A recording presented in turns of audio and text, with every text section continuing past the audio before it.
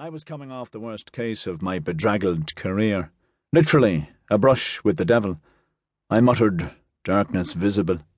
Had sworn never going down that dark path again.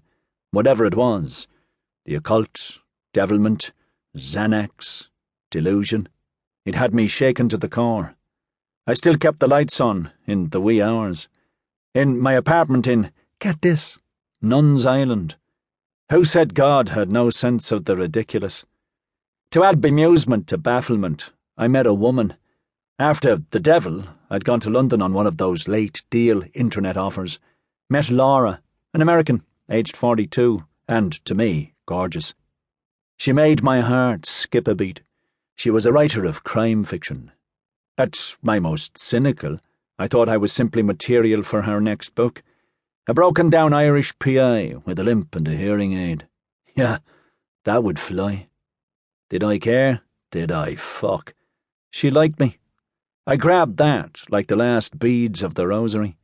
She had rented a house in Notting Hill and was due to come and stay with me for a week. But hedging our collective bets, we went to Paris for 5 days. See if there was any real substance in what we thought we had. February in that wondrous city. Should have been cold and bitter. Nope. Such gods there are gave us the movable feast. Glorious freak spring weather. We had a lovely hotel close to the Irish Institute, and were but a bonjour from the Luxembourg Gardens, where we spent most of our time. I was nervous as a cat. So long since I'd been in bed with a woman I hadn't paid for, that is. My scarred body, I dreaded she would be repulsed by it. The opposite, she seemed to embrace my hurt and pain, whispered as she ran her fingers along one lengthy scar. No more beatings, Jack, okay? Worked for me.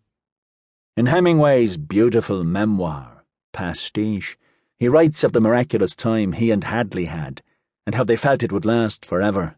And wood was all around them, and he never touched it for luck. I said that to Laura. She answered, "You touched my heart. That's all the luck we need." Would it were so. Sweet Jesus.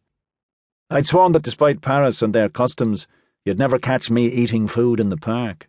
I'd never be that uninhibited to grab a French roll and eat it as I lay on the grass. I did. Loved it. A bottle of Nuit Saint-Georges, the French amazing sandwiches, wedges of cheese, the almost warm sunshine, and Laura. Jesus, it was heaven. I even rolled up my shirt sleeves, made her laugh out loud. She said, "My God, you heathen you." Like that. We did all the tourist crap and relished it. Got our photograph taken on Boulevard Saint-Michel. I carried the photo in my wallet and never now look at it. I can't. But it's there, like the blessing I once believed I'd be granted. Went to the Louvre, and again made her laugh when I said the Mona Lisa was little more than a postage stamp. In Montmartre, on the second-to-last day of our holiday, drinking café au lait in the early morning bistros. She reached across the table, took my hand for reasons not at all, said, "You make me happy." Jesus. Mon Dieu. Me to make anyone happy. I was fit to burst. Our last evening, in a restaurant on the left bank, she literally fed me escargot, and I thought, fuck, if they could see me in Galway now. And then her idea. Jack, if my next book deal comes through, would you consider living here for 6 months? Was she kidding? I'd have just stayed there then. In bed that night, after a slow, lingering lovemaking, we were entwined in each other, and she asked, "Are you content to be with me, Jack?" I told the truth. More than my bedraggled heart could ever have imagined. After I got home and we were arranging for Laura to come to Galway, I went to the church, lit a candle, pleaded, "I've never asked for much, but if it doesn't screw with some inflexible divine plan, could I please have this woman with me? Could Paris be indeed a movable feast?" And I don't know. The candle flickered, went out. An omen? Maybe. My drinking. She was aware of it. Jesus, how could she not?